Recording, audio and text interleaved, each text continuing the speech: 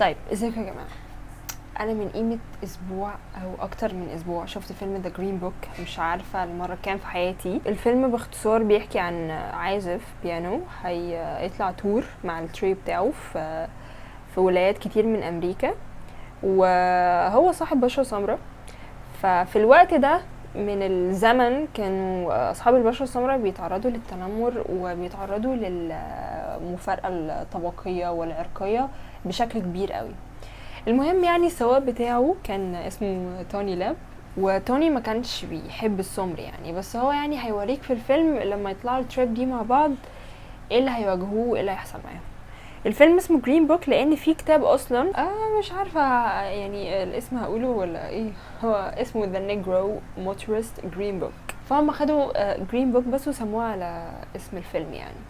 المهم يعني الكتاب ده محطوط فيه اسامي الاوتيلات اللي ينفع اصحاب البشره السمراء يدخلوها، بس لان زمان في الوقت ده كان الرجل الابيض هو اللي كان بيبقى ليه الافضليه عن اصحاب البشره السمراء. اصحاب البشره السمراء كان ليهم مدارس منفصله، كان ليهم حمامات منفصله، مش اي اماكن يخشوها. كراسي الاتوبيسات حتى كانت منفصله ليهم، هم كراسي واحنا لينا كراسي تانية. طبعا مش محتاجه اقولك ان الاماكن بتاعتهم الكواليتي بتاعتها اسوأ بكتير من اماكن اصحاب البشره البيضاء. مش محتاجه اقولك ان في افلام كتير قوي بينت التفرقه العرقيه اللي كانوا بيواجهوها زمان، منهم جرين بوك التوب 1 بالنسبه لي، وفيلم اسمه هيدن فيجرز، وفيلم تالت بتاع كوينتين تارانتينو اللي هو جانجو انشيند. حتى كنت انا بتكلم مع والدتي في موضوع الافلام ده، ان هم عاملين افلام عن القصص دي وبتاع، بتقولي ان كان في زمان مسلسل هي كانت بتشوفه كان بيجي على القناه التانية اسمه روتس، كان برضو بيتكلم عن اصحاب البشره السمراء، وبتقولي تقريبا كل الممثلين سمر، وبيبينوا لك بقى مدى المعاناه اللي هم برضو كانوا بيعانوا بيها. طبعا في فيجرز كتير قوي كانوا في الحقيقه يعني بينشطوا الحركات ان هي تقضي على العنصريه والتفرقه العرقيه اللي اصحاب البشره البيضاء كانوا بيفرضوها عليهم. منهم مالكوم اكس، منهم نيلسون مانديلا، منهم روز باركس كانت عملت حركه كده. كانت هي في الاتوبيس وكانت قاعده على كرسي المفروض ان هو تقريبا كان مخصص للناس اصحاب البشره البيضاء بس. ففي راجل ابيض يعني جه وكان عايز يقومها، بس هي رفضت انها تقوم. موضوع التفرقه مش بس ضروري ان هو يبقى عرقي، لا هو ممكن يبقى ديني، ممكن يبقى اجتماعي، تعليمي. انت كده كده هتواجهه في كل حاجه، ان شعور الافضليه ان انا احسن منك في اي حاجه، سواء بقى في لون البشره او ان انا هخش الجنه وانت اللي هتخش النار عشان انا اللي صح وانت اللي غلط، ايا يكن. ده بالنسبه لي من ادنى احاسيس البني ادم ممكن يحس بيها اتجاه اي حاجه تحسسه بان هو افضل من اللي قدامه. احساس اللي هو لو انا مختلف عنك يبقى انا احسن منك. تحس اللي كان بيعمل كده هو جعان احترام، جعان تقدير للذات، فبالتالي انا ههين اللي قدامي او هقلل من اللي هو بيحبه او هقلل من معتقداته او من مبادئه، فبالتالي احس ان انا اعلى، فبالتالي احس ان انا احسن. النوع ده من الفكر هو ده اللي خلق مفهوم العبودية زمان، ولحد دلوقتي هما برضو بيبقى فيه تنمر، ده اكيد واساسي وش. حتى في الهزار يعني تحس ان هما ايه، في ناس كده ساعات بتدس السم في العسل وتحاول ايه تبلعها لك بالعافيه وتقول لك حاجه بايخه مثلا، فاللي هو ايه باسم الهزار. البوينت بتاعتي مش بس ان انت بتفرق ما بين العرق في التفرقه عموما، حوار الافضليه ان انا حاسس ان انا احسن منك فبالتالي هحس باحساس احسن، وانت مثلا لو مش عارف ترد عليا او ايا يكن الاسباب اللي انت مش عارف ترد لي الاساءه باساءه، مع انه على فكره مش ده من حقك. لو انت حد تعدى عليك لو عادي ترد له بدل قلم قلمين.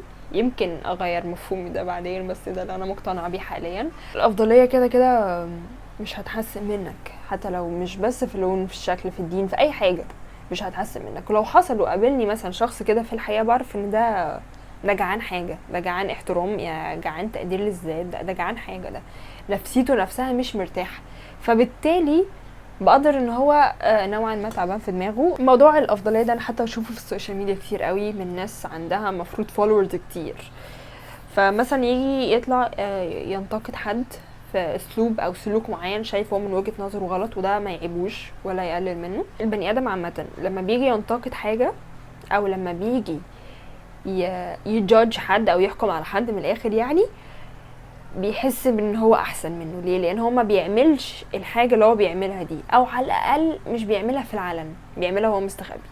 فبالتالي هو هيحس ان هو احسن مني. علشان كده لما تلاقي الناس بصي دي بتعمل ايه، بص اصل ده بيعمل كذا وكذا، انا بقول كذا كذا كذا، ليه ده بيعمل كذا انا ما بعملوش؟ عشان احسس نفسي ان انا كويس. فيعني زي ما بتقول كده، دي ناس الله يعينها، يعني تعبان في دماغه، فيعني ربنا معاه. وحتى بص حته الافضليه عندي انا كمان، اللي هو ببص على تفكيره عامل ازاي، اقول ده انا مش زيه، فالحمد لله انا احسن.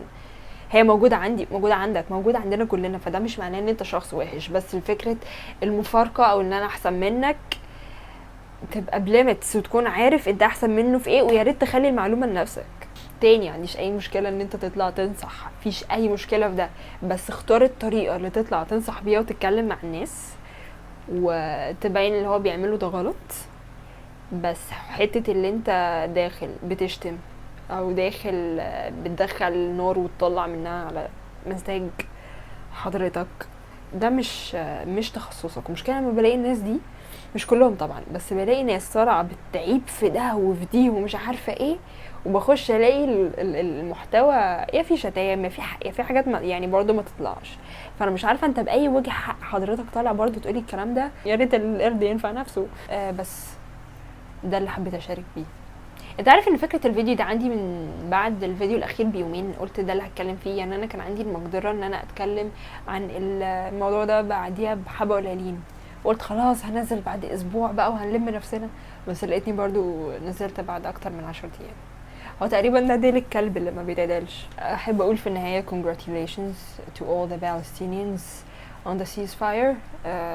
وقف اطلاق النار اتعمل مدته ولا ايا يكن من يومين. هناخد هدنه شويه. كلامي للي مهتم واللي مقاطع فقط، احنا هنكمل عادي في المقاطعه زي ما احنا، عشان في ناس بتسال لو احنا ايه ده كده خلاص مش هنقاطع. لا، هنكمل عادي. الموضوع فرق وفرق قوي. الشركات دي خسرت ملايين ملايين، وفي منهم فروعها اتقفل في بلدان مختلفه، فهو بيفرق. فانا كلامي انا مش بقنعك تقاطع ولا ما تقاطعش تاني، عشان بس نرجع للبوينت دي، براحتك بتاعتك مش بتاعتي. انا بقول للناس اللي بقاطعه تكمل زي ما هي، واحنا اوريدي خلاص سستمنا نفسنا ولقينا بدائل كتير شبه لكل حاجه، فبالتالي خلاص احنا تأقلمنا. يعني جينا لترجيح الفيلم، من ان احنا خدنا البريف عن حياه